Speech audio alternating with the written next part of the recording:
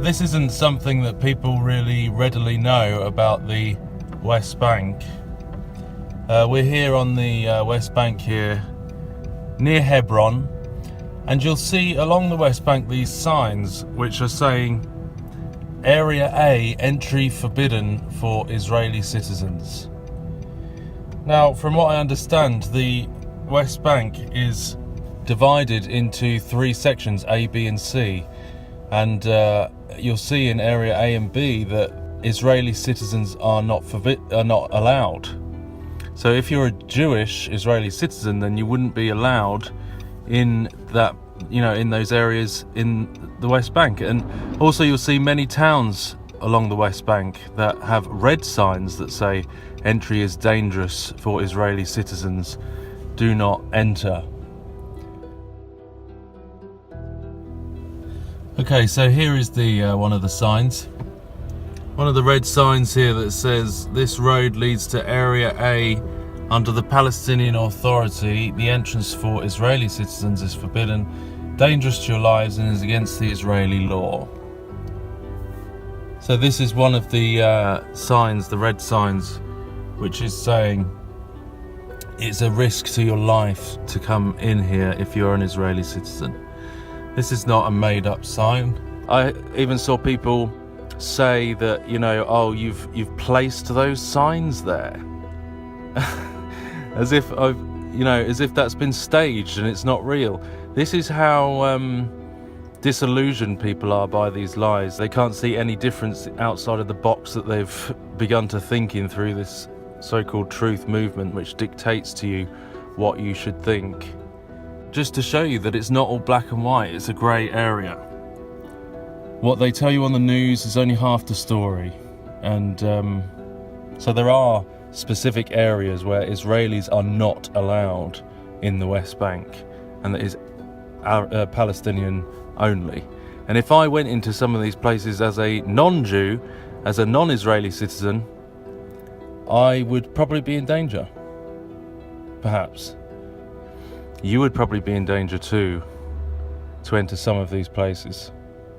So I think it's worth checking what we're arguing for and against, to maybe have a look at the real facts and what they are.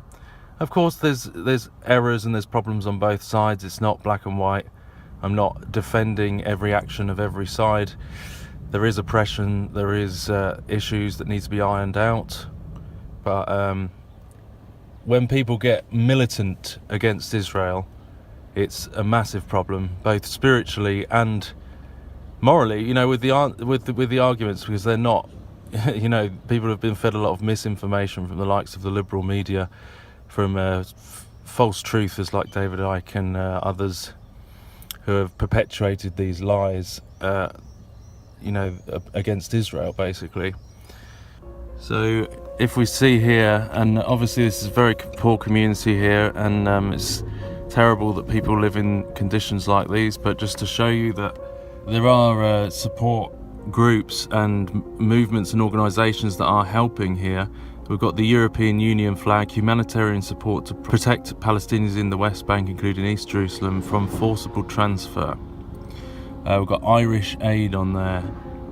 Sweden, which is a common contributor to these types of causes, and so we do have a lot of projects going on to help those who are in need, which is a very good thing. And so yeah, I'm not taking away from that issue that there are issues here. There are poor people here who need help, and there's also persecuted Jewish communities in the West Bank too. But there are three separate areas as part of the legal areas of where people can dwell. But there is, as I say, there's a big funded Palestinian city being built, and with schools, hospitals, and all loads of good facilities, from what I understand, which I'm not saying in itself is a bad thing, again, but it makes you wonder about this peace deal with Donald Trump. I don't know if, and Jared Kushner, I don't know what's going to happen with that. I have no idea. I don't know if what it's going to constitute. I don't think people really understand the whole concept of the West Bank and how it works, and yes, there's settlements around as well, of course that's true, and no, it's not true that all Palestinian areas are poor. There are some Palestinian areas that have very luxurious homes. You know, Saudi Arabians own the houses and things like that. And you've also got that Bethlehem is sometimes used in a sense as a piece, you know, to demonstrate to the public the ongoing refugee status of the Palestinians, as like a showpiece perhaps, which is very sad to say. It's very corrupt, it's very wrong, but some of that oppression comes from their own authority, Palestinian Authority. And of course, if it was like Bethlehem, for instance, if it was owned and run again by Israel, the standards of living would be much higher, and that's just a fact.